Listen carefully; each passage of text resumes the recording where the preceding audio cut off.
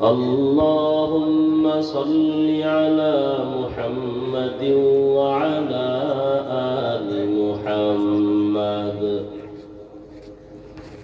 كما صليت على إبراهيم وعلى آل إبراهيم إنك حميد مجيد.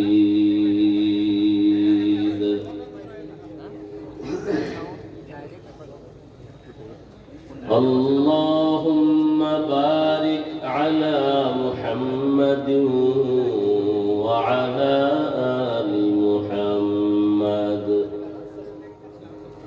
كما باركت على إبراهيم وعلى آل إبراهيم إنك حميد مجيد.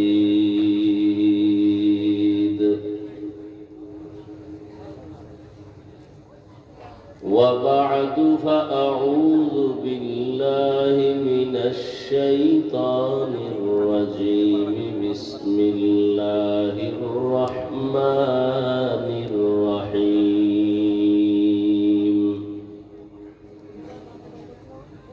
الرحمن علم القرآن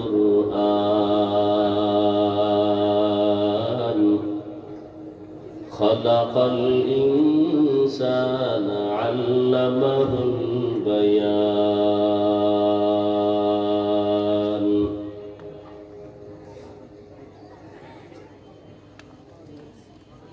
وقال النبي صلى الله عليه وآله وسلم: خيركم من تعلم القرآن وعلمه. صدق الله مولانا العظيم وصدق رسوله النبي الأمي الكريم. ونحن على ذلك من الشاهدين والشاكرين والذاكرين والحمد لله رب العالمين. سبحانك لا علم لنا إلا ما علمتنا إنك أنت العليم الحكيم. رب اشرح لي صدري ويسر لي أمري واحلل عقدة من لساني يفقه قولي.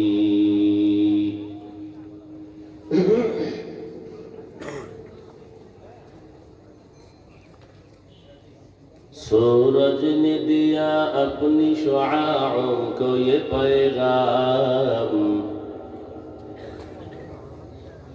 सूरज ने दिया अपनी शुआओं को ये पैगाम।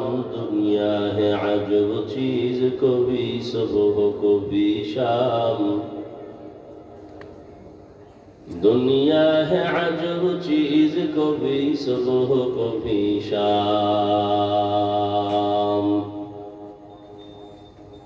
दुनिया में हो दुनिया का तलबगार नहीं हो, दुनिया में हो दुनिया का तलबगार नहीं हो। बाजार से गुजर हो खरीदार नहीं हो, बाजार से गुजर हो खरीदार नहीं हो। मकबूल है शाज़ है काबिल तू बहुत है, आईना के मानिंदे तू नहीं दिल तू बहुत है। आईना के मानिंदे तू नहीं दिल तू बहुत है।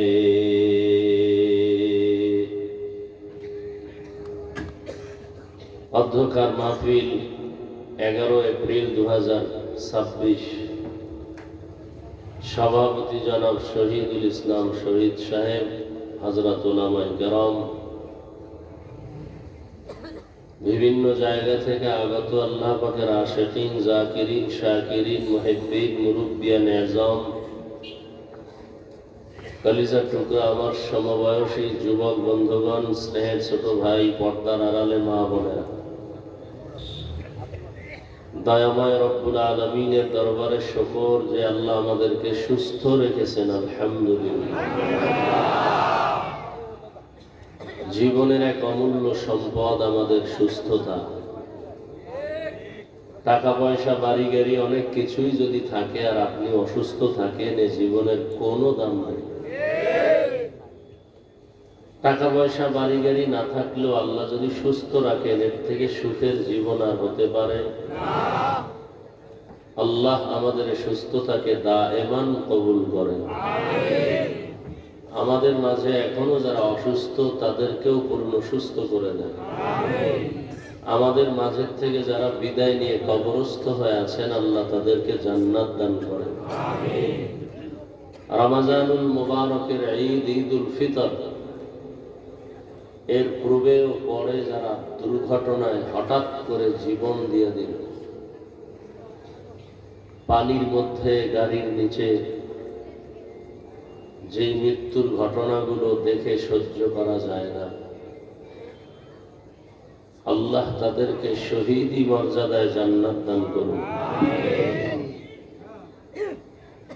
আমাদেরকে আল্লাহ চলার পথে কুদরতের দ্বারা ইজ্জতের সাথে হেফাজতের ব্যবস্থা করুন।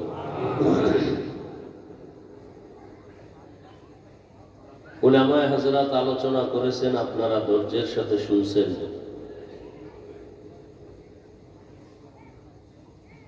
আমার আসতে একটু বিলম্ব হয়েছে, মূলত সংকট গাড়ি নিয়ে আসা, তেলের সমস্যা, যুদ্ধের পরিস্থিতির কারণে এক পর্যায়ে নিয়ত করেছিলাম আজকে আর আসা হবেই না। মাগরিবের সময় ভিন্ন ব্যবস্থা করে এরপরে আসছি, রওনা দিয়েছি মাগরিবের নামাজের পরে ঢাকা থেকে। যদি গাড়ি না হতো তো আজকে আর আসতাম না।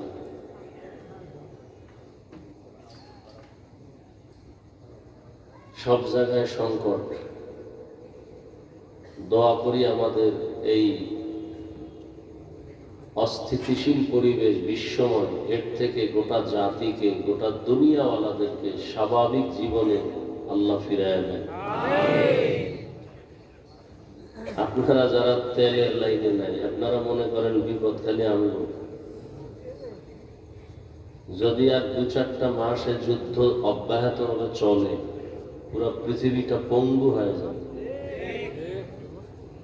নিত্য দ্রব্যের দাম নাগালের বাহিরে চলে যাবে।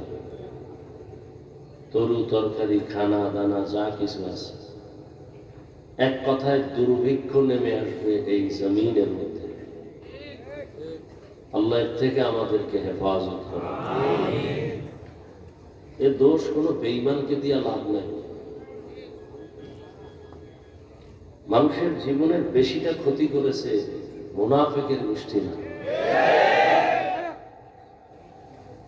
মুনাফিক কারা? যারা ইসলামের ব্যানার ব্যবহার করে কিন্তু কাজ করে ইহুদির চেয়েও খারাপ। এ কারণে কাফের ভালো, মুনাফিক ভালো না।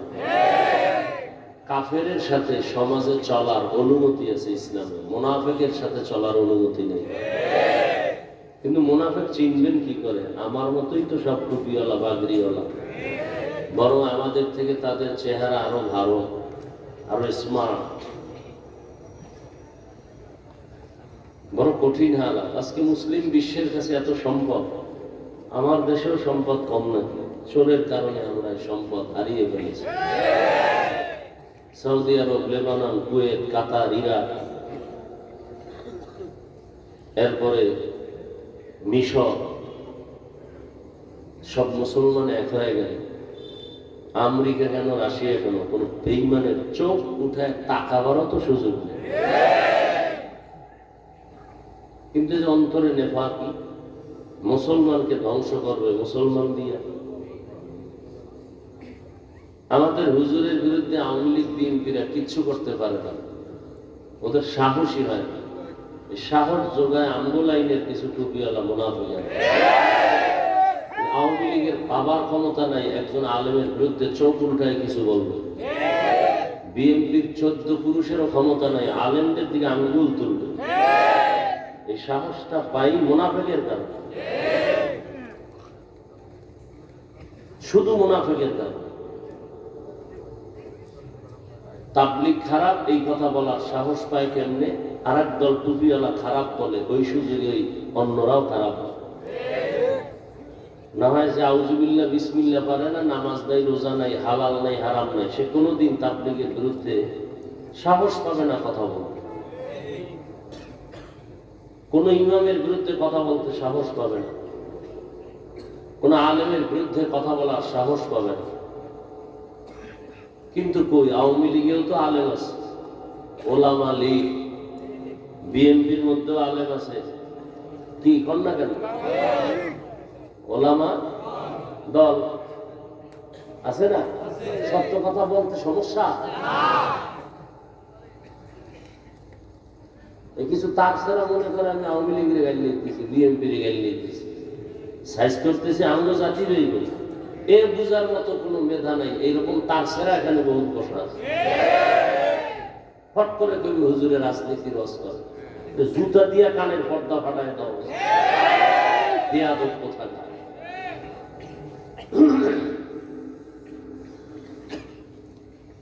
আওয়ামী লীগ করে এরকম আলেম নাই? বিএনপির মধ্যে আলেম নাই? এরা কি ইসলামের জন্য ওই দল করে, না ক্ষমতার টাকার জন্য? এজন্য ১৫০০ বছর আগে রাসূল বলে গেছেন, আলেম দেখলেই দৌড় দিও না। খবরদার, আলেম দুই ধরনের। দুনিয়াতে সব থেকে ভালো হবে একদল আলেম, আর সব থেকে খারাপ হবে একদল আলেম। আমাদের লাইনে খারাপ বক্তা নাই, নামাজও পড়ে না, বয়ান করে তাকওয়া, গাড়িতে উঠে টুপি খুইলা মোবাইলে ফেসবুকে মেয়ারাজ করে, জিয়ারত করে। নাই? হাদিয়া না পাইলে লাইক দেয়, আছে না? নাই? এই আমার সাথে বেদবি করছে, আপনারা কোথায় আছেন দেখেন, নাইলে কমিটি সব রাতের ঘুমে মরে যাবে। লাইক দেয়। আর আমি লাইভ কি জিনিস বুঝি না। এই যে মোবাইলে বই আছে সব ফেরেশতা। কোন বাপের বেটা থাকলে দাঁড়ায় বলেন তো, হাফিজ ভাই টাচ মোবাইল চালাই আমি, কিন্তু কোনো গুনাহ হয় না, হাতের, চোখের, কানের, জবানের, অন্তরে। আপনার কপালে চুমা খাবো, বলেন তো? এবার বুঝেন তাহলে আপনাদের চরিত্র বেশি সুবিধা নেই। যারা টাচ মোবাইল চালায় এদের চরিত্র বেশি। সত্য কথা বলতে টেনশন করেন? যদি থাকে তারা, আমি স্টেজ থেকে নিচে এসে আপনার কপালে চুমা খাবো যে আপনি টাচ মোবাইল চালান কিন্তু গুনাহ করেন না। কত চরিত্রহীন আছে, টাচ মোবাইলের মধ্যে লক নাম্বার দিয়ে রাখছে, বউকে জানায় না। এই স্বামী নিঃসন্দেহে চরিত্রহীন, নিঃসন্দেহে চরিত্রহীন। ওর চরিত্র ভালো না। না হয় ওর মোবাইলের পাসওয়ার্ড বউ জানবে না কেন? কথা বলেন না? ওটা কুলাঙ্গার, স্বামী নামের কলঙ্ক, চরিত্রহীন।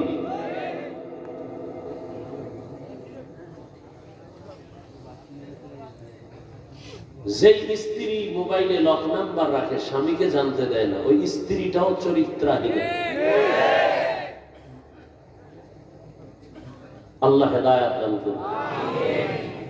বসছেন বেহেশতের বাগানে, মোবাইলটা লইয়া করতেছেন কবিরা গুলা, বাহ শান কপাল। হ্যাঁ, বসছেন বেহেশতের বাগানে। কেমন বাগান? রাসূল বলেন বসার সাথে সাথে সব গুনাহ মাফ। কিন্তু সানকাভাল্লারা মোবাইল নিয়ে ছবি উঠায়, করতেছে কবিরা গুনাহ, কবিরা গুনাহ, কবিরা গুনাহ। যারা মোবাইল নিয়ে ছবি তুলতেছে, পৃথিবীর কোন মুফতি সাহেবের বাবার ক্ষমতা নাই এই ছবি উঠানো হালাল বলার কোন সাহস আছে? স্পষ্টই ছবি তোলা হারাম, হাজার কোটিবার কবিরা গুনাহ হারাম।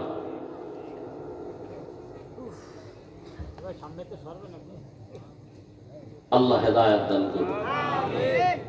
কিছু চালাক আছে, চালাক, অতি চালাক, শুধু চালাক না, কি চালাক? চালাক ভালো, অতি চালাক, অতি চালাকের আর এক নাম বেয়াদব। চালাক ভালো, কি ভালো না? অতি চালাকের আর এক নাম কি? বেয়াদব। এরা বলবে হাফিজ ভাই এত জোরে ফতুয়া দিলেন, এই যে এতগুলো ক্যামেরা বয়ে রয়েছে, এত কিছু বল না। ও মনে করছে আমি বলো, আমি প্রশ্নের উত্তর না যাই না বয়ানে বসছি। আল্লাহ হেদায়েত দান করুন। সংসার ধ্বংস হয়ে গেল এই মোবাইল। সন্তান মা বাবাকে জবাই করে, পেছনে কাজ করে মোবাইল। মা বাবা সন্তানকে হত্যা করে, ভাই ভাইকে জবাই করে, সহযোগিতায় কাজ করে কি? মোবাইল। ছাত্রদের লেখাপড়া ধ্বংস, কি কারণে? মোবাইল।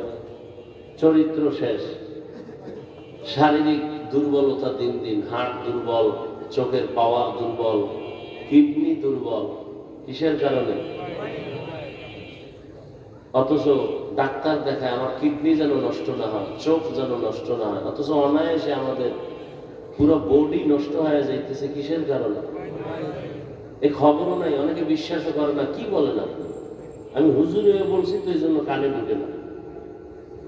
গুগলে সার্চ দাও যুবকেরা, বাসায় গিয়ে টাচ মোবাইল দেখলে শরীরের অঙ্গের কি কি ক্ষতি হয় সব বেরিয়ে আসবে। চিকিৎসা বিজ্ঞানী সব ওপেন থিওরি দিয়ে রাখছে যে কি কি অঙ্গের ক্ষতি হয়, চোখের কি ক্ষতি হয়, কানের কি ক্ষতি হয়, ব্রেনের কি ক্ষতি হয়। এই যে মোবাইল মাথার পাশে রেখে রাত্রে অনেকে ঘুমায়, মোবাইল ব্লাস্ট হয়ে যায়, মোবাইল ব্লাস্টে আগুন লেগে মাথা নষ্ট। কারণ এটার মধ্যে একটা ম্যাগনেট আছে। এই যে বাড়ির ছাদের উপরে টাওয়ার লাগায় মোবাইলে, আছে না? দেখবেন যত ঠাড়া পড়ে বিজলি সব ওই টাওয়ারে টানে। 3 কিলোমিটার যত বিজলি হবে সব টাওয়ারে টানবে, এবং এই টাওয়ারের আশেপাশে যারা থাকবে ওদের ব্রেন নষ্ট হবে, দিন দিন ঘাটতি হবে, ব্রেন ভারবে না। এটা আমার আব্বার কথা, এটা চিকিৎসা বিজ্ঞানীদের থিওরি। যত আধুনিকতা তত মরণ ভাব। ফ্রিজ আসছে, খাওয়ার ভিটামিন হজমে লাগছে। ফ্রিজ আসছে, খানার ভিটামিন কি হয়ে গেছে? কথা বলেন কেন? এটি লেখেন। ফ্রিজের যত ভাত আছে, ভাত ফ্রিজে রেখে যদি আপনি খান, 100 না ওভার 100 চ্যালেঞ্জ, আপনার কোনোদিন ডায়াবেটিস হবে না। এই ভাতে ওজন বাড়তে পারে কিন্তু ডায়াবেটিস হবে না। এবার বুঝেন যে ফ্রিজ কি পরিমাণ ভিটামিন আপনাকে সাপ্লাই করতেছে। ফ্রিজে ভাত রাখবেন, এটা যদি আপনি গরম করে খান বা ঠান্ডা খান, পেটও ভরবে কিন্তু কোনো ডায়াবেটিস হবে? আসতে বলেন কত পার্সেন্ট বললাম? ওভার 100 বলছি। শরীরে ওজন বাড়বে সেটা ভিন্ন বিষয়। খাইবেন আর বাথরুম বোঝাই করবেন, কাম করবেন না, তো ওজন বাড়বেই। রাইস কুকারে কারেন্টে ভাত রান্না, ভাত আছে না, ভিটামিনের পুষ্টিও। মাছ, ইলিশ মাছ কত মজা, 1 মাস ফ্রিজে রাখেন না, কি মজা পান।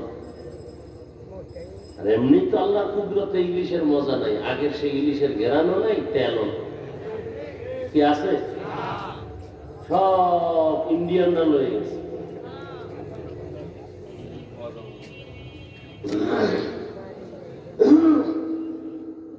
পহেলা বৈশাখ খাবেন না এই গজবের ইলিশ আর পান্তা ভাত? আমি তো ইলিশ আর পান্তা ভাত খাই মাঝে মাঝে। ইলিশ পান্তার মজা আছে, অনেক মজা। বাকি পহেলা বৈশাখী খাইতে হবে এটা গুনাহ। এটা কি গুনাহ। খুব বিষ বিষ লাগতেছে অন্তরে, না জ্বলতেছে মনে হয় কিছু দিন। জ্বলবে না, আকাম করবেন তো, আমি বললে তো একটু জ্বলবেই। আপনি আকাম করেন এতে দোষ নাই, আমি বলি কেন এটা দোষ না। মরাটারে মারো কেন, লড়ে কেন? অন্তর এত নষ্ট হয়ে গেছে, ভালো কথা শুনতেও চায় না। চোখের চশমার আয়না কালো, এসে প্যান্ডেলে কয় বাতি কালো কেন, কেয়ামত আসলো নাকি? বলে তোর চোখের উপরে কেয়ামত আসছে, মাঠে আসেনি। সমস্যা বাতির না চোখের? চোখে। তাবলিগ ভালো, পীর মুরিদি ভালো, কওমি মাদ্রাসা ভালো, আলেম ওলামা ভালো, যারা ভালো বলে না এদের অন্তর খারাপ।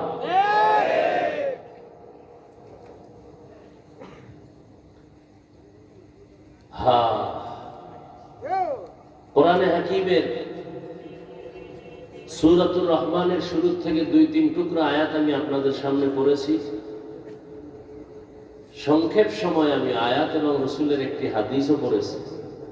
তরজমাটা বলে কিছু ব্যাখ্যা আপনাদেরকে শোনাবো, যদি আপনাদের ধৈর্য থাকে।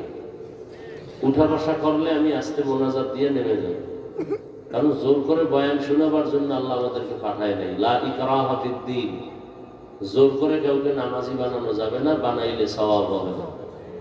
জোর করে কাউকে কালেমার রশি গলায় দেয়া যাবে না, দিলেও কোনো সওয়াব। যে দাড়ি রাখবে না তাকে জোর করে দাড়ি রাখানো যাবে না, রাখাইলে সওয়াব। তাহলে কি করা যাবে? শুধু বুঝানো যাবে। এই ওয়াজ মাহফিল শুধু বুঝাইতেছি, এটা করলে লাভ, এটা করলে ক্ষতি, এই বুঝিয়ে দিতেছি। তাবলীগ ওয়ালাদের একই কাজ। তবে ভাষা হয়তো কারোটা একটু নরম, কারোটা গরম মানুষ হিসাবে, সেক্ষেত্রে ক্ষমা চাই। আল্লাহর কাছেও ক্ষমা চাই, আপনাদের কাছেও ক্ষমা চাই। মানুষ হতে পারি না, মানুষ হতে পারলে তো যারা মানুষ হয়েছিলেন এও বয়ান লাগে না। চট্টগ্রামের পটিয়া থানার মেইন কেন্দ্রে একটি মাদ্রাসা আছে, বিশাল বড় জামিয়া ইসলামিয়া পটিয়া মাদ্রাসা। ওই মাদ্রাসার বাণী প্রতিষ্ঠাতা মুফতি আজিজুল হক রহমতুল্লাহ আলাইহি, এরা মানুষ ছিলেন। স্টেজে বসে নাহমাদুহু বললেই পুরো ময়দানের মধ্যে একটা কিয়ামতের আলামত শুরু হয়ে যায়। এরা ছিলেন মানুষ, এদেরকে দেখলেই জাহান্নামী মানুষগুলো জান্নাতের পথে আসার জন্য পাগল হয়ে যায়। আমরা মানুষ হইতে পারি না। বক্তা হয়েছি ঠিক, মাওলানা হয়েছি এটাও ঠিক, মানুষ হতে পারি না। মানুষ বড় ভিন্ন জিনিস। মানুষকে আবার বয়ান করবো কেন?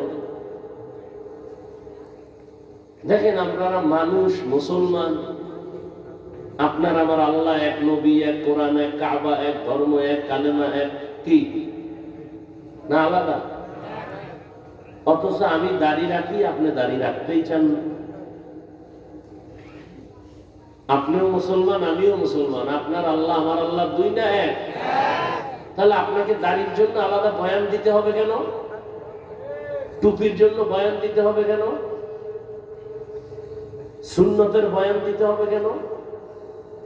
সুদের বিরুদ্ধে আপনাকে বুঝাতে হবে কেন? ঘুষের বিরুদ্ধে আপনাকে বয়ান করে বুঝাতে হবে কেন? ওই যে একটু আগে বলছি, আসলে মানুষ হতে পারে।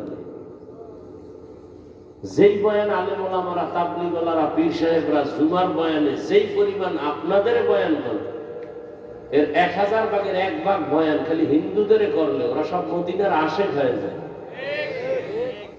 আর আপনি বয়ান শোনার পরে বিড়ি মোনাজাত দিয়ে গেছে, বিড়ি টানতে টানতে যাইতেছে। এরকম আছে না? নিমক হারাম। কি বয়ান শুনলো? মোনাজাত দেওয়ার পরেই বিড়িতে, মোনাজাতে বোধহয় বিড়ি চাইছে। সুদের টাকায় ব্যবসা, বাহাদুরি ভাব, খায় হারাম, করে মায়ের আপন গর্ভধারিণী মায়ের সাথে জিনার গুনাহ, বাহাদুরি করে। যারা সুদের সাথে জড়িত 24 ঘন্টা তার সাথে জিনার গুনাহ করে, গর্ভধারিণী আপন মায়ের সাথে জিনার গুনাহ। এই কথা বললে সুদখোরের মনে শান্তি না কষ্ট? কিছু কিছু তার সেরারা মনে করবে হুজুরে আমার চিনলো কেমনে, যে বৈশাই যে আমার ধরলো। চিন্তা করছে সুদ খাওয়া হালাল না হারাম? যারা সুদের সাথে জড়িত এদের নামাজ কবুল হবে না, রোজা কবুল হবে না, হজ কবুল হবে না, তেলাওয়াত কবুল হবে না, মাদ্রাসা করলে সওয়াব হবে না, মসজিদে দান করলে সওয়াব হবে না, মোনাজাত দিলে কবুল হবে না। আরো শুনবেন, তওবা না করে মরলে চিরস্থায়ী জাহান্নাম। কয়দিনের জন্য জাহান্নাম? এটি লিখে রাখেন, এটি কেউ বলবে না, বলার সাহস নাই, বলতেও পারবে না, কারণ শিয়ালের হাতে মুরগি আমানত। আমি বলে গেলাম, আমি চিন্তা করছি একদিন আসছি আর জীবনে না আইলাম, আইসি যেহেতু জনমের মতো বলে যাবে। কিন্তু মসজিদে আগামী জুমায় যদি এই বয়ান চলে, সূর্য ডুবার পরই নোটিশ আসবে, ইমাম সাহেব 1 মাসের ছুটি। বলবে কেন? বলবে শিয়ালের হাতে মুরগি দিলে যা হয়, মসজিদ মাদ্রাসার চাবি সুদখোরের হাতে দিলে তাই হয়।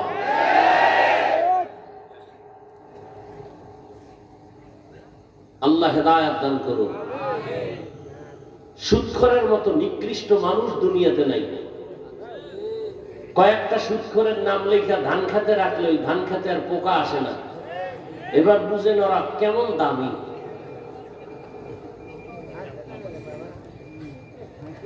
তবে আমি লিখে দিলে হবে না, ভালো কোনো আমলওয়ালার দ্বারা লেখাই নিতে হবে। আমি তো হাত না পাক, চোখ না পাক, জিহ্বা না পাক, অন্তর না পাক, আপনার কাজ হবে না। রাগ করতেছেন? আরে আমি আপনার এলাকায় থাকবো, এত ভয় কি? ইমাম সাহেব বললে না ভয় আছে যে আগামী জুমায় পরের জুমায় দেখা হইব, একটু লজ্জা। হ্যাঁ, আল্লাহ হেদায়েত দান করুন। আয়াত হাদিসের তরজমাটা বলে নেই। আর রহমান আল্লামাল কুরআন খালাকাল ইনসান আল্লামাহুল বায়ান। কি আপনাদের এই আয়াতগুলো মোটামুটি জানা আছে না? হ্যাঁ, এই আয়াতের বিষয়বস্তু হলো মানুষ কাকে বলে। একটু আগে বলছি না আমরা মানুষ হতে পারি না, এই ব্যাখ্যাটা শুনলে বুঝবেন আসলেই আমরা কুত্তার চেয়েও খারাপ। হিংসা করা এটা কি মানুষের স্বভাব না কুত্তার স্বভাব? তাহলে আমি দেখতে মাওলানা মানুষ, কিন্তু হিংসা থাকলে আমার চরিত্রটা কুকুর থেকেও খারাপ। দলিল কোরআনের আয়াত 9 পারা সূরা আরাফ, সুযোগ আসতেছে বলবো, সময় থাকলে। আসলে বয়ান করার উদ্দেশ্য কি? বয়ানের মূল উদ্দেশ্য হলো জাহান্নাম থেকে জান্নাতের রাস্তা দেখানো। কি ভাই, আমার বয়ানের দ্বারা যদি আপনি জাহান্নাম থেকে বাঁচার পরামর্শই না পান, কোরআন হাদিস অনুযায়ী জান্নাতে আগাবার সেই পরামর্শ না পান, এটা বয়ানের মাকসাদ তো হাসিল হয় না। প্রত্যেকটা বয়ানের উদ্দেশ্য, বক্তার উদ্দেশ্য হবে একটা আল্লাহ ভোলা মানুষকে আল্লাহর দিকে আগায় দাও, তাআল্লুক মা আল্লাহ, আল্লাহর সাথে কিভাবে সম্পর্ক তৈরি হবে, এই বয়ান।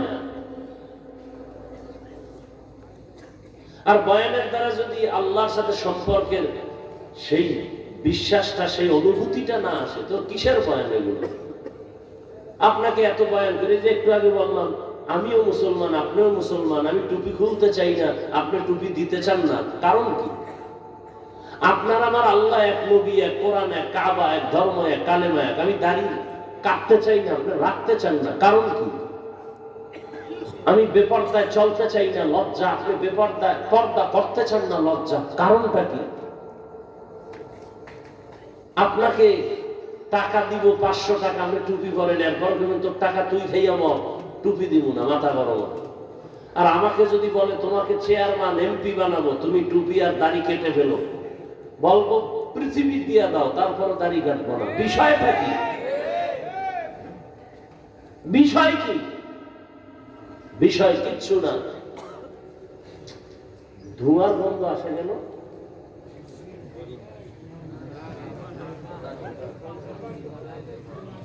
হ্যাঁ, প্রচন্ড ধোঁয়ার আসতেছে, গন্ধ, বিড়ির গন্ধ না, ধোঁয়া ধোঁয়া ধোঁয়া, এটা কোথাও কিছু জ্বালাচ্ছে,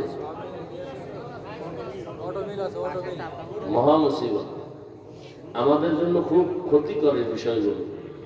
ওই আইসা ঢুকছি রুমে, একেবারে হুজুরে আসবে, একেবারে খুব মোহাব্বত লাগে, এমন স্প্রে মারছে, 5 মিনিট গামছা দিয়ে নাকটা আটকে আছে, আবেগ, কঠিন ধোঁয়ার গন্ধ আসতেছে, অসহ্যকর অবস্থা, কঠিন অবস্থা, শ্বাস বন্ধ হয়ে যাওয়ার অবস্থা। এরা চিন্তা করে যে হুজুরে আসছে যেহেতু একটু টের পেয়ে যাও, আমরা এই সিবার ভিতরে আছি।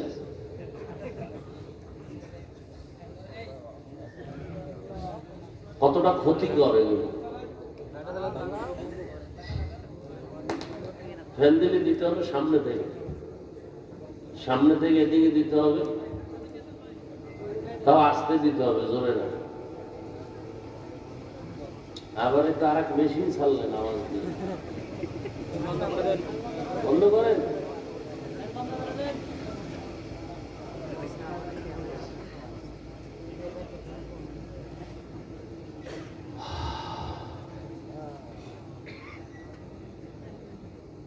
আল্লাহ বলেন আর রহমান, রহমান হলেন তিনি, আল্লামাল কুরআন, কোরআন শিক্ষা দিলেন যিনি, খালাকাল ইনসান, রহমান হলেন তিনি, মানুষ সৃষ্টি করলেন যিনি, আল্লামাহুল বায়ান, রহমান হলেন তিনি, বয়ান শিক্ষা দিলেন যিনি। নবীজি বলেন খায়রুকুম মান তাআল্লামাল কুরআনা ওয়া আল্লামা, দুনিয়াতে ওই ব্যক্তি বড় দামি, বড় সম্মানিত যে কোরআন শিখে অন্যদের কোরআন শিক্ষা প্রদান করে। তরজমা শেষ। হাদিসের উপরে 2-4 মিনিট কথা, এরপর আয়াত নিয়ে কথা বলবো। নবীজি বলছেন দুনিয়াতে শ্রেষ্ঠ ওই ব্যক্তি যে কোরআন শিখে, বলেন না কেন, সহযোগিতা করেন, অন্যকেও শিক্ষা দেয়, তাদের মতো দামি আর কেউ নাই।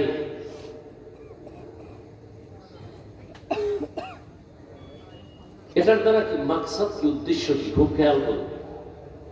যেমন মাদ্রাসায় ওস্তাদ ছাত্রদেরকে ডাইরেক্ট পড়ায়, পড়ো আলিফ বা তা, এটা ডাইরেক্ট কোরআন শিখানো।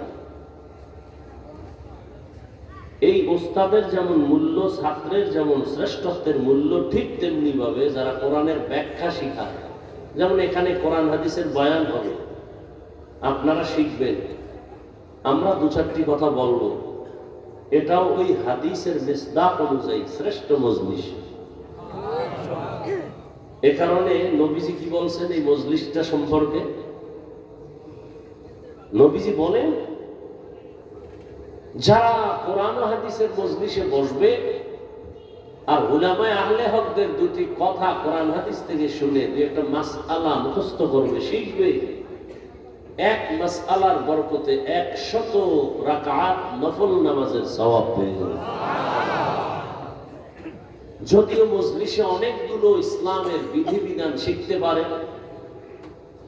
নবীজি বলেন 1000 রাকাত নফল নামাজের সওয়াব পেয়ে যাবে। আরো কত বরকতের কথা। এই যুবক, ডুবলা কেন আর উঠো কেন? আমাদের ক্ষতি করার জন্যই আল্লাহ তোমাদের দুনিয়ায় পাঠাইছেন। জীবনে উপকার হবে না তোমাদের, হ্যাঁ, এইটাই কাম। শুরু করতে পারলাম না, বেড়াল শুরু হয়ে গেছে। তাতে বৃষ্টি হয় ভালো ছিল, তুফান তুফান হয়ে যায়, একটু ঘুমাইতাম বাসায়। মানুষের কোনো নেয়ামতের কোনো কদর নেই।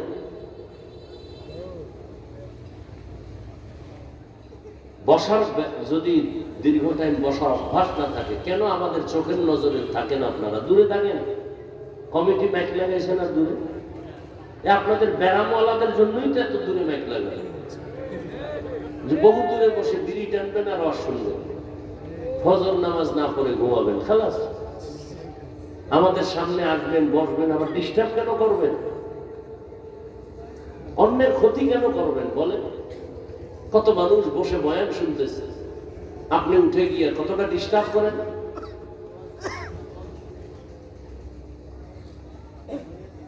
শেষ দোয়া পর্যন্ত আল্লাহ মাহফিলকে কবুল করেন।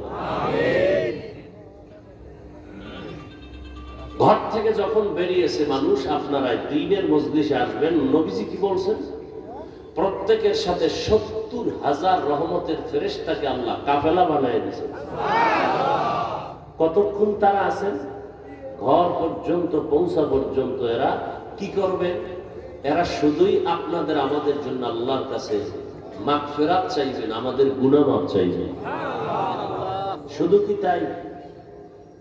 এই যে একটা প্যান্ডেল এখানে জমিনে বসা, ঠিক এমন একটা মজলিস আরশে আজিমে আল্লাহ মিলায়া ফেরেশতাকে নিয়ে বসছেন। সেখানে কি আলোচনা করতেছে? আমরা এখানে আলোচনা করি আল্লাহর গুণগান, ওখানে আলোচনা হচ্ছে আমাদের গুণগান। আল্লাহ বলতেছেন এই মানুষগুলো বসলো কেন? অনেক বড় হাদিস। কেন আছে এরা? টাকা চায় না, বাড়ি না, গাড়ি না, কেন? আল্লাহ আপনাকে চায়, আর জান্নাত চায়, আর জাহান্নাম থেকে মুক্তি চায়। নবীজি বলেন, আল্লাহ জিজ্ঞাসা করেন ফেরেশতারা আমাকে দেখছে না? যদি দেখতো, আল্লাহ তো কলিজা ফেটে আপনার জন্য পাগল হয়ে মরে যাইত। আমার জান্নাত দেখছে? কয় না। যদি দেখতো, দেখলে তো পাগল হয় সারা জীবন জান্নাতের দিকে দৌড়াতো। জাহান্নাম দেখছে বলে না। যদি দেখতো, জীবন দিয়ে হলো জাহান্নাম থেকে ভাগার চেষ্টা করে। আল্লাহ বলেন, তোমরা যেহেতু সাক্ষী দিলা, এবার তোমরা সাক্ষী থাকো। আমি বলতেছি এরা এখানে আসা মাত্র আমি সবার জীবনের সব গুনাহ মাফ করে দিই। কিছু লোক তো অশুনতে আসে না, তামসা দেখতে আসছে। কেমন হুজুর, চেহারা দেখতে আসছে, কোন দলের হুজুর, টুপির সাইজ কি, এরকম আছে না কিছু? এগো কি করবেন? এগো মাফ করে দেবেন। কেন? চিটা যেমন ধানের দামে বিক্রি হয় না, ঠিক যারা এখানে আল্লাহর মহব্বতে আসছে এরা ধানের সমতুল্য, যারা আসছে শুধু তামাশা দেখতে এরা চিটার সমতুল্য। তো দুনিয়াতে যদি একটা কি বলে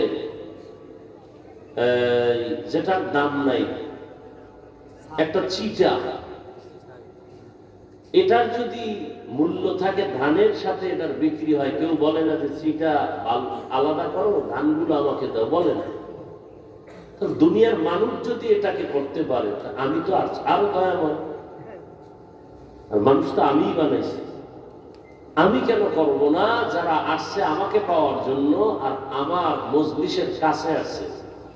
একটা লোক আতরের দোকানের পাশে দাঁড়ানো, তারা ঘেরান পাইতেছে মজা, আর একজনে কিনা পকেটে নিতেছে। ওই লোকটারও মনে চায় কি চায় না? চায়, কিন্তু টাকা নেই। তো টাকা না থাকলে কি হবে? ঘেরান পাইনি, পাইনি না, ওইটা আবার কোনো আটকায় রাখা যায়? পাইতেছে। ওই ঘেরানটায় মজা আছে না নেই? আছে। টাকা না থাকলেও, কিনতে না পারলেও তো ঘেরান পা। ঠিক যারা ময়দানের পাশে আসছে, ওয়াজ শুনতে আসে নাই, এরাও তো কিছুটা আল্লাহর মহব্বতের ঘ্রাণ এখান থেকে পাবে। অতএব এদের বরকতে আল্লাহ ওদেরকেও মাফ করবে। এত বড় মজলিসে আসিয়া বসার পরেও কি মোবাইলটা হাতে নেওয়ার মানে কি? আচ্ছা, 24 ঘন্টাই তো এই মোবাইল নিয়ে থাকে। এই স্বামী, বউরে সময় দাও না বাবা, এই মোবাইল। বাবা সন্তানকে সময় দেয় না, মোবাইল। তো 24 ঘন্টাই তো বাথরুমে গিয়েও মোবাইল। আল্লাহ নিয়ে আসছেন বেহেশতের বাগানে, 2 ঘন্টা মোবাইল না চালাইলে কি হবে?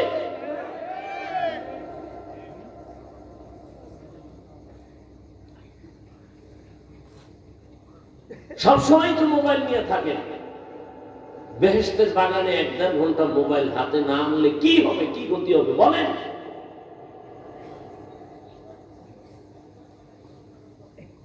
না দেখাচ্ছেন আমি মোবাইলওয়ালা, তবে আমার দেখাইলে ক্ষতি হবে। বয়ানের পরে দেখবেন জিনেরা মোবাইল নিয়ে গেছে। বহু জিন এখানে আছে মোবাইল নেওয়ার জন্য। জিনেরা দেখা যায়, মোবাইল চোরেরও দেখা যায়। খালি কপালে হাত দিয়া নাই কলারে কইবে মোবাইল ঘোষণা দাও, আবার ওই স্টেজের তলে জুতার তলে খুঁজে মোবাইল গেছে, জিনের তলে খুঁজে মোবাইল, এখানে মোবাইল আছে। মোবাইল দেখায় না, জিনরা দেখলেই কিন্তু টার্গেট করবে যে না এটা নিলে 2 দিনের বাজার হবে।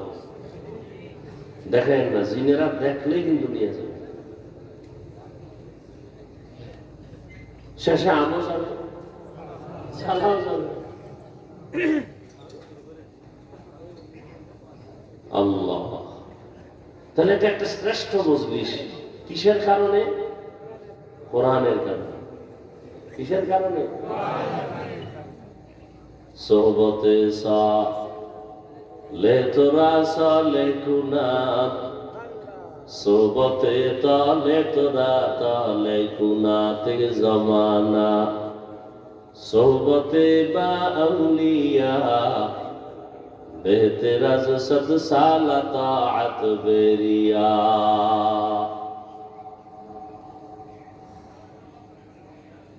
কোরআনের বরকতে এত সম্মান,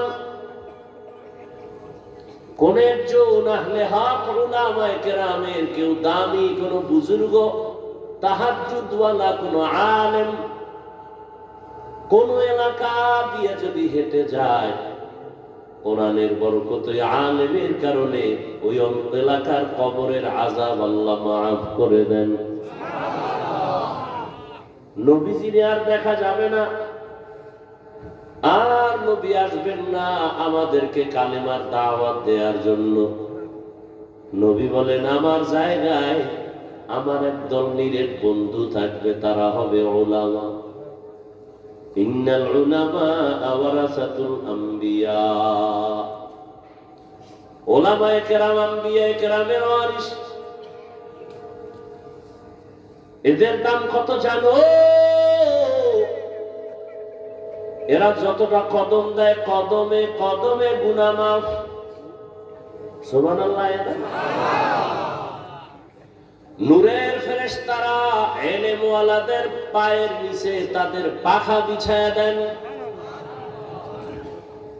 হাত্তাল হিতানু ফিল মা, পানির মধ্যে যত মাছ আছে এগুলো কোরআনওয়ালা ইলম ওয়ালার জন্য অল টাইম দোয়া করে। ইলমের বরকত, ইলমেরা ইজাজ করদান বেহিসাব, খালকেরা দাদান জওয়াবে বা সওয়াব, হকনাদার দোস্তে খালকা জারেরা, নিস্তে ই খসলত একে দিনদারেরা। একজনে আলেম না, কোরআন হাদিস জানে, সে যদি সারা রাত দাঁড়ায় দাঁড়ায় যায় নামাজে নামাজ পড়ে, আর একজন আহলে হক আলেম বিছানায় এশার নামাজ পড়ে ঘুমায়, সাধারণ মানুষের নামাজের ইবাদতের চেয়ে আলেমের ঘুমের মূল্য আল্লাহর কাছে বেশি।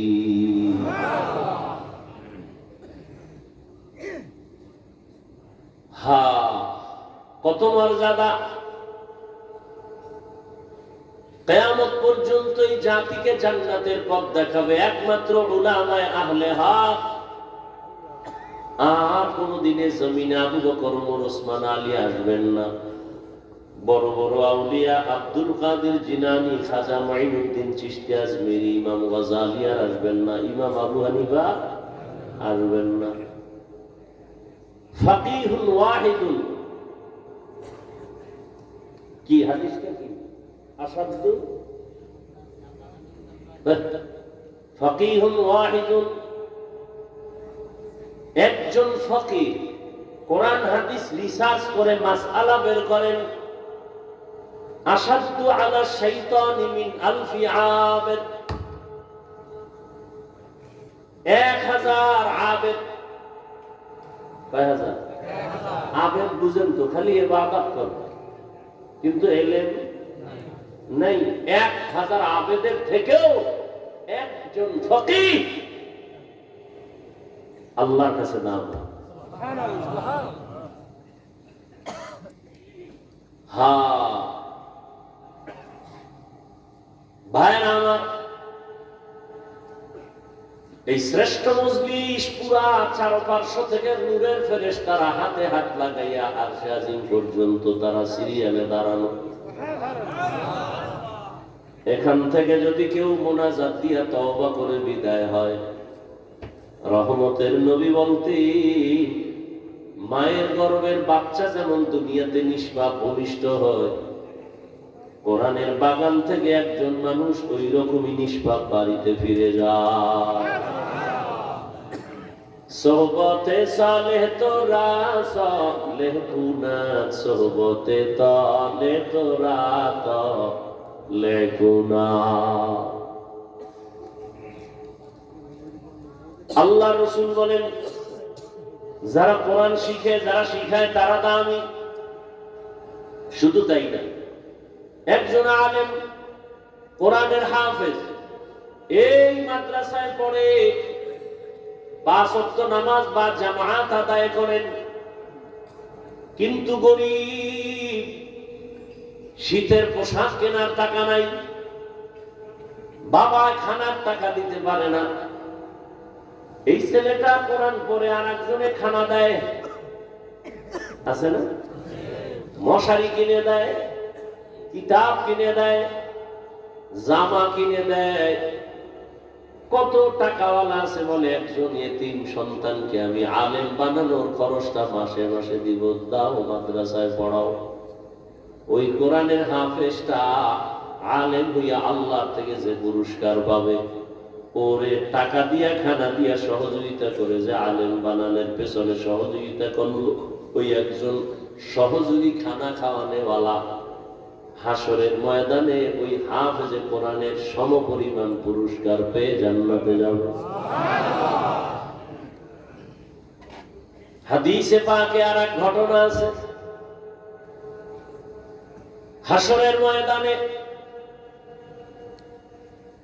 আল্লাহ পাকের আদালতে একজনের ফয়সালা হবে, জাহান্নামে যাও, কোনো আমল নাই। ফেরেশতার হাতে হ্যান্ডকাপ লাগায় দেও, এর আমল নাই, কোন নেক আমল, জাহান্নামে পাঠায় দাও। ফেরেশতারা যখন হাতে হ্যান্ডকাপ লাগাইয়া জাহান্নামের দিকে যাবে, এই আসামি বারবার পেছনে ফিরে তাকাবে। আল্লাহ বলবেন, ফেরেশতারা দাঁড়াও।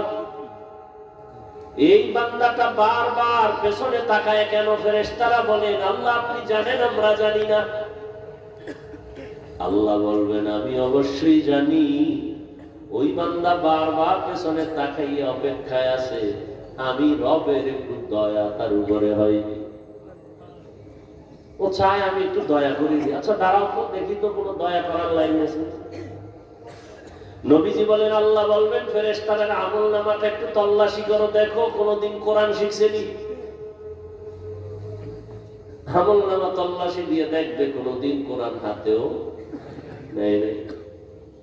না, আল্লাহ নেয় নাই, কোরআনের সাথে সম্পর্ক নাই।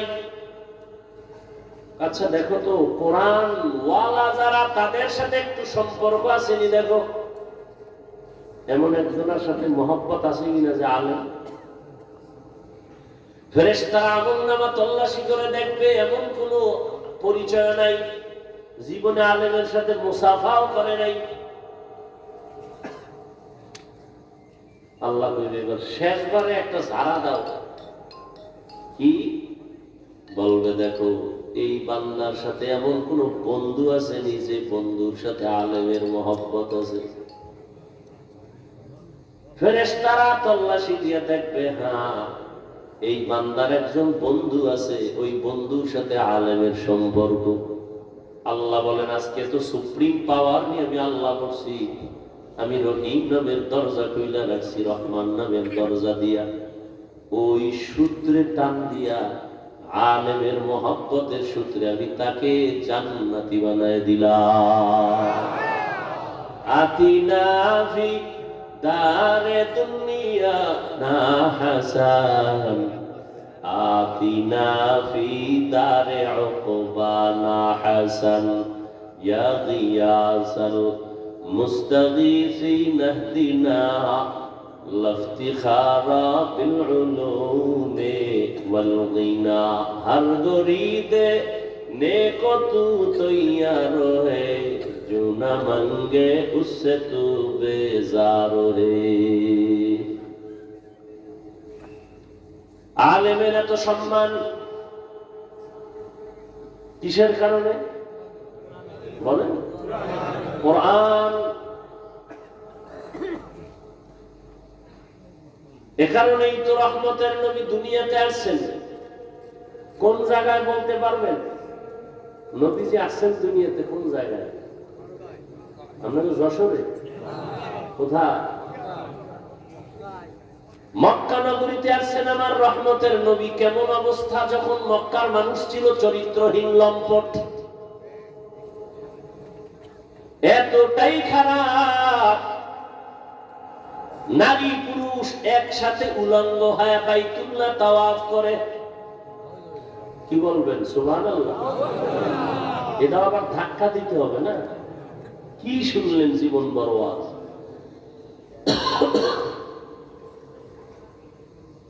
এতটাই খারাপ,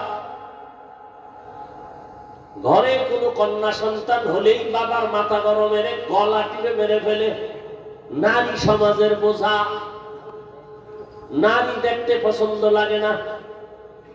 কন্যা হলেই বাবার মাথা নত হয়ে যায়, সমাজে মুখ দেখাবো কেমনে।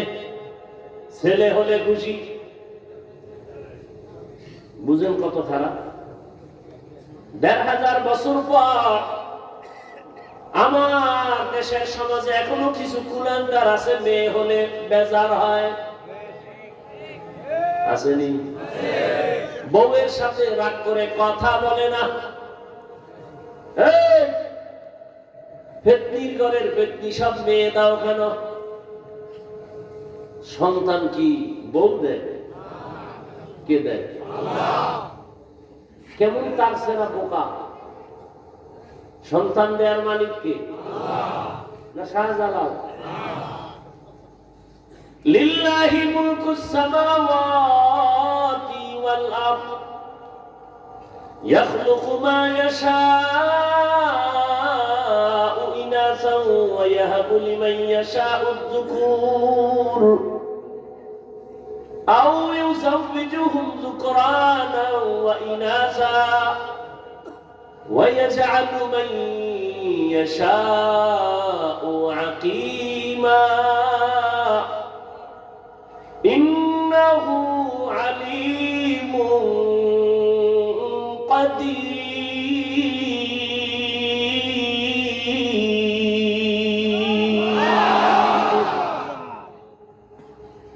আসমান জমিনের মালিক কে? খালি মানুষের পাওয়ারের মালিক জনগণ। এটা আল্লাহর কাছে নাই। হ্যাঁ, যদি কেউ বলে সব ক্ষমতার মালিক জনগণ, কে সব ক্ষমতার মালিক? কে? আহা, অতুইজ্জু মান তাশাউ ওয়া তুযিল্লু মান তাশাউ বিয়াদিকাল খায়র ইন্নাকা আলা কুল্লি শাইইন কাদির।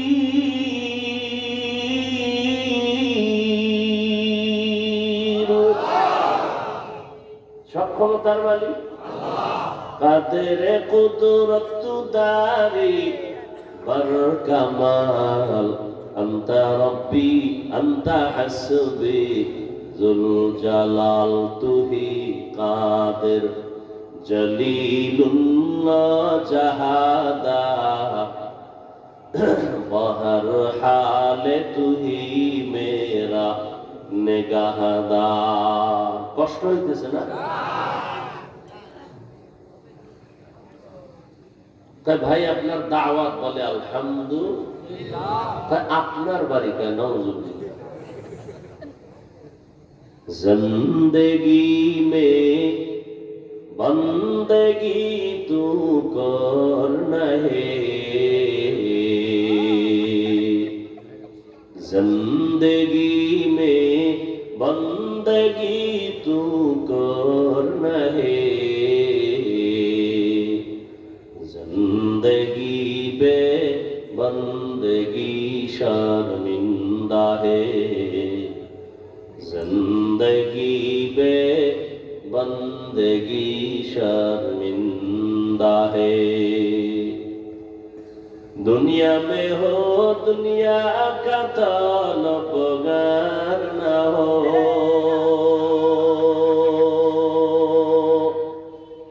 बाजार से गुजरो हो खरीदार न हो।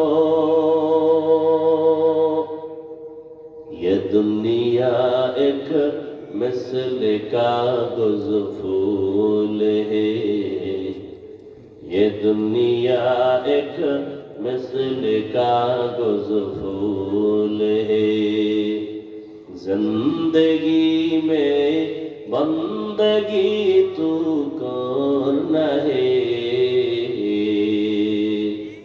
जिंदगी में बंदगी शर्मिंदा है, जिंदगी में बंदगी शर्मिंदा है, जिंदगी में बंदगी कुन बंदगी, बंदगी बे जिंदगी शर्मिंदगी। আল্লাহ তাআলা বলেন, রহমতের নবীকে আমি হেদায়েতের বার্তা নিয়ে পাঠিয়ে দিলাম। মক্কার মানুষ এতটা খারাপ, কন্যা পছন্দ করে না, গলা টিপে মেরে ফেলে, কন্যা সমাজের বোঝা। অথচ আল্লাহ বলেন, সন্তান আমি দেই, কাউকে ছেলে দেই, কাউকে মেয়ে দেই, কাউকে দোনোটা দেই, কাউকে কোনোটাই দেই না।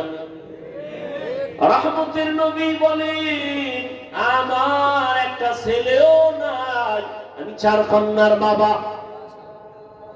ও দুনিয়ার কন্যাওয়ালার বাবারা, শুকর আদায় করিও।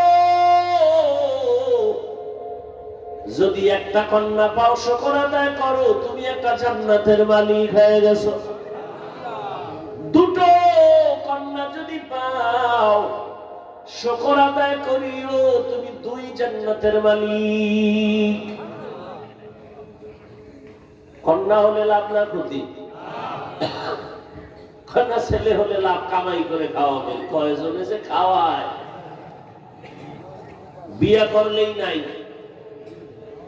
বউ নাই, ছেলেও নাই। বিষয় কি কয়, ঘরে আনছে ডানা কাটা ভরি। কি কাটা ভরি? ডানা কাটা ভরি আনার পরই ঘরে কয়, তোর বাবার ডানা ভালো না, কেটে ফেল। তোর মায়ের ডানাও খারাপ, চল। কই যাবো? কয় যশোর শহরে ফেলার ভাড়া ল। তোর মা বাবার ডানা ভালো না। কিছুদিন ওখানে ঘুরে ফিরা, এবার স্বামীরটা খাইয়া চুষে চুষে কয়, এবার তোর ডানাও খারাপ, হিজরত করে গেলাম। আছে না? না, ডানা কাটা বড়ি, এটার ব্যাখ্যা কি আমি বুঝি না। আল্লাহ হেদায়েত দান করুন। সন্তান দেওয়ার মালিক কে? ছেলেকে দেন, মেয়েকে দেন, দোনোটাকে দেন, কোনোটাও দেন না, ক্ষমতা কার? আর আপনি স্লোগান দেন, ছেলে হোক মেয়ে হোক, 2টোর বেশি নয়, একটা হলে আরো ভালো হয়, না হইলে আরো ভালো। আহা, কপাল পুড়েছে আমার, আল্লাহর জাতের কসম। ইসলাম রহমতের নবী নারীর মর্যাদা যে পরিমাণ বাড়িয়েছে, দুনিয়াতে কোন ধর্মে নারীর মর্যাদা বাড়ায় নাই। সব ধর্মে নারীর উপরে করেছে জুলুম। ইসলাম নারীর দিয়েছে অধিকার, নারীর সম্মান। এটা না বুঝার কারণে আমগো কিছু মারা রাস্তায় নেমে বলে আমগো অধিকার আদায় করতে চাই। কেমনে কয়, পুরুষ মাটি কাটবে আমরাও কাটবো, অধিকার আদায় করব। আল্লাহ হেদায়েত দান করুন। একটা সন্তান, কন্যা সন্তান বাবার ঔরসে থাকবে, সম্মান, বাবা তার রক্ষণাবেক্ষণ করবে। মেয়েটা বিয়ে দেওয়া পর্যন্ত কোনো চাপ দেওয়া যাবে না, কষ্ট দেওয়া যাবে না। স্বামীর ঘরে যাবে, স্বামী তার লালন পালনের ভরণ পোষণের দায়িত্ব নিবে। স্ত্রী কোথাও কষ্টের কাজ করবে না। আবার যখন বৃদ্ধা হয়ে যাবে, সন্তান মায়ের খেদমত করবে। আল্লাহর ইবাদতের পরে মায়ের খেদমত। ওয়া কাযা রাব্বুকা আল্লা তা'বুদু ইল্লা ইয়াহু ওয়া বিল ওয়ালিদাইনি ইহসানা। আল্লাহর ইবাদতের পরে মা বাবার সাথে ইহসান করো হে সন্তান। ধমক দিয়ে মা বাবার সাথে কথা বলবা না, এমন কোন আচরণ করবা না যে মা কষ্ট পেয়ে বলবে আহ বা ও। আল্লাহ হেদায়েত দান করুন। এরে আমার কলিজার যুবক, মা বাবার দোয়া ছাড়া কসম আল্লাহ জীবন সফল কারো হবে না। তুমি জানো না ওই মা কত রাত ঘুমাতে পারে নাই, তোমাকে আমাকে ঘুম পাড়াইতে গিয়া নিজে ঘুমায় নাই। কি কষ্ট জীবনে মাকে দিয়েছো। মা বাবা শীতের দিন কষ্ট করেছে, তুমি জানো। কত বাবা ছিল গরিব, মনে চাই ইলিশ মাছ দিয়া খানা খাবে, টাকার অভাবে মাছ কিনতে পারে নাই। মা ফল খাবে, টাকা নাই, কিনতে পারে নাই। আজ টাকাওয়ালা সন্তান, তোমার ঘরে ফ্রিজে কত মাছ কত ফল, কিন্তু কি লাভ হবে? যারা আফসুস করেছে তারা সাদা কাপড়ের প্যাকেট হয়ে আছে। চাইলেও আর খাওয়াইতে পারবা? ওই মা বাবা যার বেঁচে আছে, এই রত্ন হারাইও না রে যুবক। ওই মা বাবার থেকে দোয়া নাও, কপাল খুলে যাবে। জাকির নায়েক একজন ডাক্তার, আর আমার দেশে তাসলিমা নাসরিনও একজন ডাক্তার। গোটা দুনিয়ার মানুষ জাকির নায়েকের জন্য পাগল।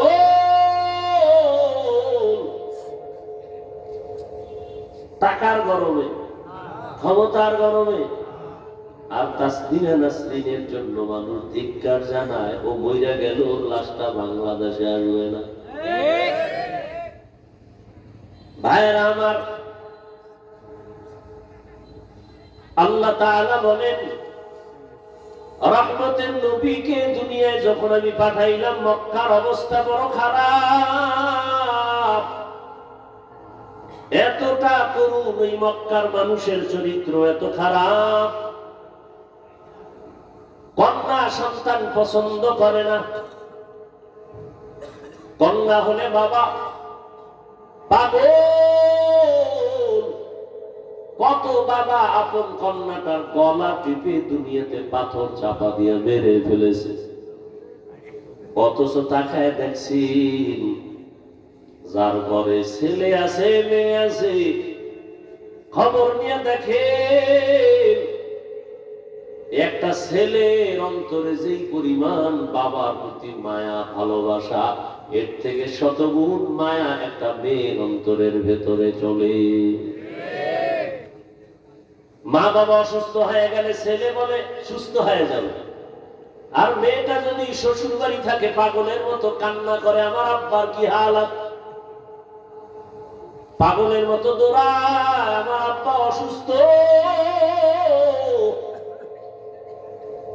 ঘরে থাকতে চায় না, পাগলের মতো হয়ে যায়। রহমতের নবী বলেন, আমিও চার কন্যার বাবা। আমার কন্যার কথা যখন মনে করে সহ্য করতে পারি না। আমার কনিষ্ঠ কন্যা ফাতেমা, নবী কোথাও যদি যাইতেন সর্বশেষ ফাতেমার থেকে বিদায় নিয়ে যাইতেন। আবার দাওয়াতের কাজ শেষ করে যখন রহমতের নবী বাসায় ঢুকতেন, সবার আগে ফাতেমার ঘর দিয়া তারপরে নবী বাসায় যেতেন। একদিন নবী আসছে, তার নাতি হাসান হুসাইনের খবর নেই, ফাতেমার খবর নেই। আজ নবী ঘরের দরজায় সালাম দিছে, আসসালামু আলাইকুম ইয়া আহলাল বাইত।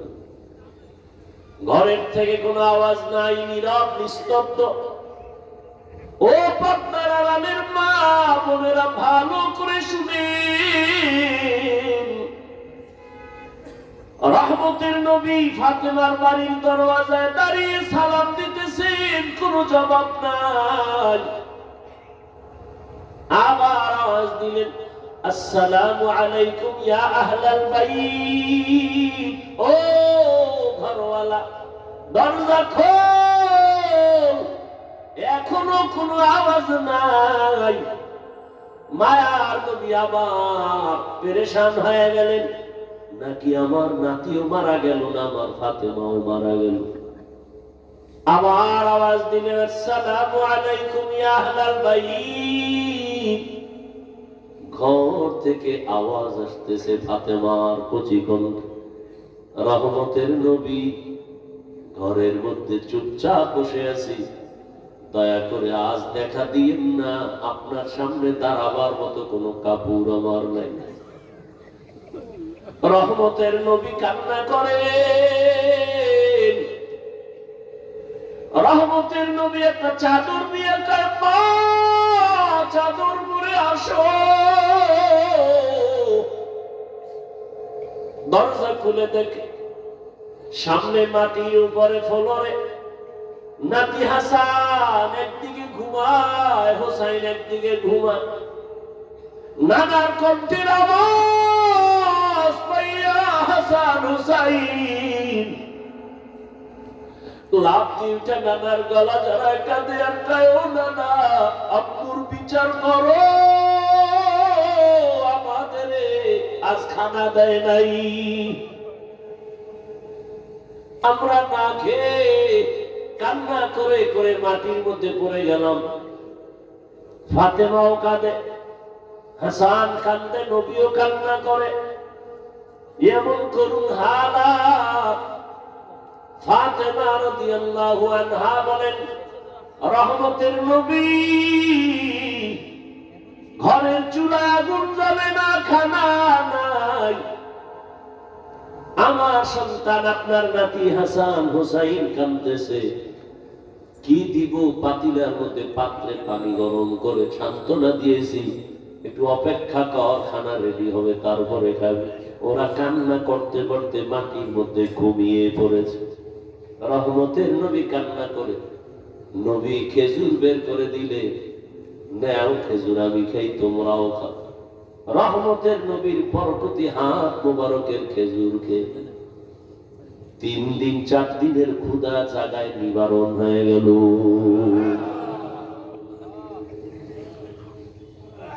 আল্লাহ তাআলা বলেন, রহমতের নবী আসছেন মক্কা নগরীতে। মক্কার মানুষগুলো এখনো তাদের ওই চরিত্রের কোনো ভালো দিক এখনো আসে নাই। নবীও কাউকে কালেমার কথা বলেন না, নামাজের কথা, রোজার কথা বলেন না। সর্বশেষ আল্লাহ তাআলা কোরআন দিলেন। 40 বছরের পরে রহমতের নবী কোরআন পেয়ে দাওয়াতের কাজ শুরু করেন, আর মানুষকে বলে, এক আল্লাহর ইবাদত করো, আল্লাহর কাছে মাথা নত করো, ইবাদত করো, মূর্তি পূজা ছেড়ে দাও। কিছুদিন পরে রহমতের নবী আবার বলে, রহমানের ইবাদত করো। মুশরিক বেঈমানেরা কয়, ও আব্দুল্লাহর সন্তান, এতদিন তুমি এক আল্লাহর কথা বলেছো, আজ আবার তুমি রহমানের কথা বলো। বলো তোমার আল্লাহ একজন নাকি দুইজন? নবী বলেন একজন। তো বলো আবার আলাদা রহমানের কথা বললা, মানির রহমান, বলো রহমানকে। নবী বলেন অপেক্ষা করো, জবাব দিব। দয়াময় আল্লাহ রহমান কে? এই কথার জবাবে আর রহমান সূরা নিয়ে কয় জিবরাইল যাও রহমতের নবীর কাছে এই আয়াতগুলো জানায় দাও, আমি রহমানকে পরিচয় দিয়ে দাও। আর রহমান আল্লামাল কুরআন খালাকাল ইনসান আল্লামাহুল বায়ান। রহমান হলেন তিনি, কোরআন শিক্ষা দিলেন যিনি। রহমান হলেন তিনি, মানুষ সৃষ্টি করলেন যিনি। এখানে বুঝার ব্যাপার। আল্লাহ বলেন আমি রহমান, কেমন? আগে কোরআন শিখাইয়া তারপরে মানুষ বানাইলাম। অথচ বাস্তবে দেখি তার উল্টা। আল্লাহ আগে আমাদের সৃষ্টি করেছেন, তারপরে আমরা বড় হয়ে কোরআন শিখেছি। এটাই তো বাস্তব। আমরা কি আগে কোরআন শিখছি? কিন্তু আল্লাহ কি বলেন? আর রহমান আল্লামাল কুরআন খালাকাল ইনসান আল্লামাহুল বায়ান। আমি এমন রহমান, আগে কোরআন শিখাইয়া পরে তোমাদের মানুষ বানাইছি। আল্লাহর কথাই ঠিক, আমাদের বুঝের অভাব। মুফাসসিরিনে কেরাম বলেন আল্লাহ কেন বললেন আগে কোরআন শিখাইলাম পরে মানুষ সৃষ্টি করলাম? তার কারণ হলো আল্লাহর আদালতে সব মানুষ জান্নাত পাবে না। বলে তাহলে কোন মানুষ পাবে? বলে দুনিয়াতে মানুষ আবার কয়েক ভাগে ভাগ করা, একদল বংশগত মানুষ, আর একদল জন্মগত মানুষ, আর একদল হলো গুণের মানুষ, গুণগত মানুষ। আল্লাহর কাছে বংশ পরিচয়ের মানুষটা জান্নাত পাবে না, জন্মের পরিচয়ের মানুষটা জান্নাত পাবে না, একমাত্র গুণের মানুষ জান্নাত পাবে। এবার বুঝার চেষ্টা করি গুণের মানুষ কাকে বলা হয়। আদম নবী আমাদের বংশদাতা বাবা, তার বংশে আমরা আছি, আমরা বংশগত মানুষ। এই পরিচয়ে জান্নাত পাওয়া যাবে না, কারণ আদমের বংশে জন্ম নিলেই যদি জান্নাত পায় তো হিন্দুরাও পাবে, বৌদ্ধরাও পাবে, ইহুদিরাও পাবে। এই পরিচয় হবে না। আমার বাবার ঔরসে আমার জন্ম, আমি জন্মসূত্রে সন্তান, এই পরিচয়ে জান্নাত পাওয়া যাবে না। একমাত্র গুণগত মানুষগুলো জান্নাত পাবে। গুণের মানুষ বুঝার জন্য একটা মূলনীতি মনে রাখবেন।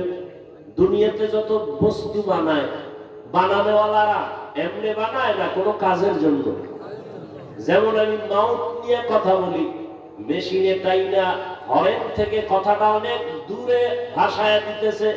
এক কথায় মাইকওয়ালা মাইক যখন বানাইছে, কি কাজের জন্য? বলে আওয়াজটা দূরে নেওয়ার জন্য। কথা ঠিক না?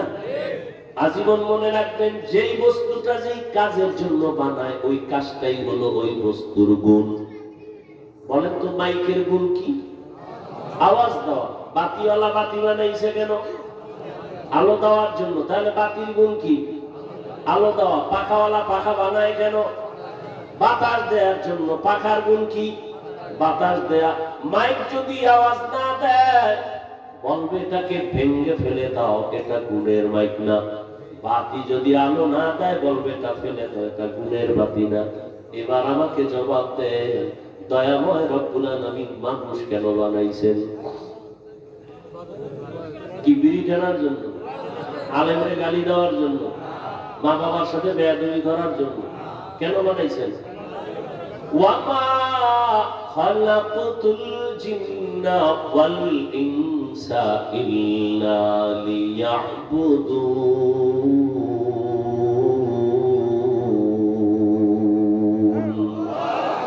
মা খালাকতুল জিন্না ওয়াল ইনসি বাখা জুজ ইবাদত নিস্তে মাকসুদ আজ্জাহা। দয়াময় আল্লাহ মানুষ বানাইছেন ইবাদতের জন্য। কোন কাজের জন্য? ইবাদত। অতএব মানুষের গুণের নাম হলো ইবাদত। আল্লাহ ইবাদতের জন্য মানুষ বানিয়েছে। ভালো করে খেয়াল করেন, তাহলে মানুষের গুণের নাম। এখন এই ইবাদতটা কি মন গড়া না কোনো নিয়ম আছে? আছে, আছে। ভাই নিয়ম জানতে হলে কোথায় যাও? বলে কোরআন ধরো। সব নিয়ম কোথায় আছে? কোরআন বুঝি না কেমনে? কয় হাদিস ধরো, কোরআনের ব্যাখ্যা হাদিস। বলে কোরআন হাদিস কিছুতেই পারি না। বলে কোরআন হাদিস বুঝার জন্য উলামায়ে কেরামের কাছে যাও। উলামায়ে কেরামের থেকে কোরআন হাদিসের ব্যাখ্যা যাই না, নিয়ম অনুযায়ী ইবাদত করলে তুমি গুণের মানুষ। গুণের মানুষ হলেই তুমি বিনা হিসাবে জান্নাতি। এই দিকে ইঙ্গিত করে আল্লাহ বলেন, আর রহমান আল্লামাল কুরআন খালাকাল ইনসান। আমি রহমান কোরআন শিখাইয়া মানুষ বানাইছি। অর্থাৎ যারা কোরআনের নিয়ম যাই না ইবাদত করবে তারা গুণের মানুষ, এরা জান্নাতি। তাহলে গুণের মানুষ হতে হলে লাগবে কোরআন, কোরআন বুঝতে হলে লাগবে হাদিস, হাদিস কোরআন বুঝতে হলে লাগবে ওলামা। তাহলে সব কথার মূল কি? কোরআন হাদিস না বুঝা ইবাদত হয় না। ইবাদত না করলে গুণের মানুষ, গুণের মানুষ না হলে জান্নাত কপালে আসবে। এদিকে ইঙ্গিত করে আল্লাহ কয়, কোরআনের মাধ্যমে ইবাদত করিয়া যারা গুণের মানুষ হবে তারা জান্নাতি। আল্লাহ বলেন, এদিকে ইঙ্গিত করে বললাম আমি আগে মানুষ বানাই নাই, আগে কোরআন শিখায় তারপরে মানুষ বানাইছি। ও আল্লাহর বান্দারা, এই গুণের মানুষ তৈরি হওয়ার ফ্যাক্টরির নাম হলো মাদ্রাসা। সারা দুনিয়ার বেঈমান আর মুনাফিকরা পাগল হয়ে গেছে, মাদ্রাসা তালা লাগাও, মাদ্রাসা বন্ধ করো। এইবার শিখবে কি? শিখবে স্কুলে কি? সরাতে আজাদা, সরাতে আফা, কথা বলে। আর মাদ্রাসায় কি করে? সরাতে উজু, সরাতে আল্লাহ। ঠিক নেই? হ্যাঁ, স্কুলে পড়ো বাধা নাই, কলেজে পড়ো বাধা নাই, ডাক্তার হও, ইঞ্জিনিয়ার হও, প্রফেসর হও।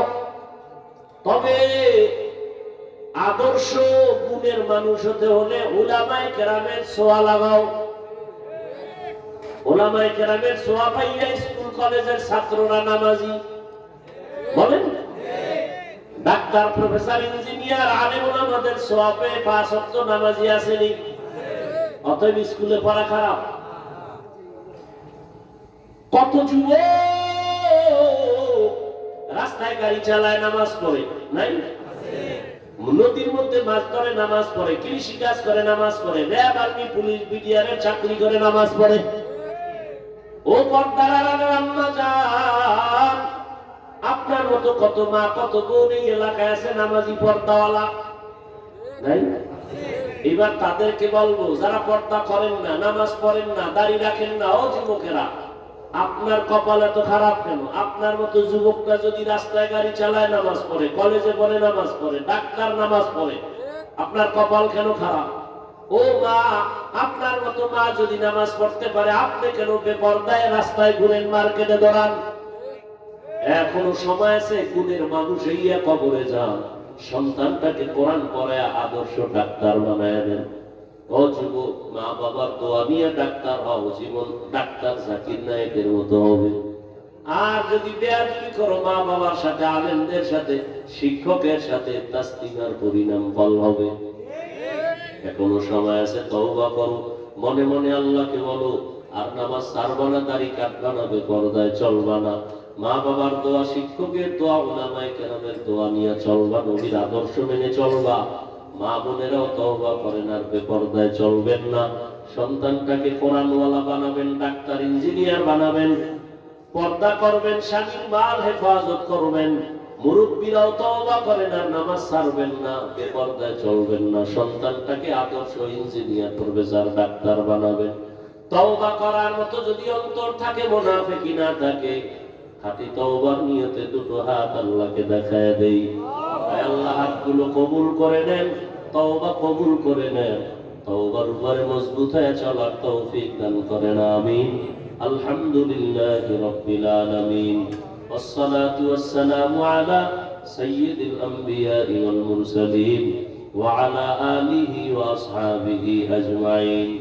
ইয়া আরহামার রাহিমিন, ইয়া আরহামার রাহিমিন, ইয়া আরহামার রাহিমিন। রব্বিরহামহুমা কামা রাব্বায়ানি সগীরা। اللهم إنك عفو كريم تحب العفو فاعف عنا.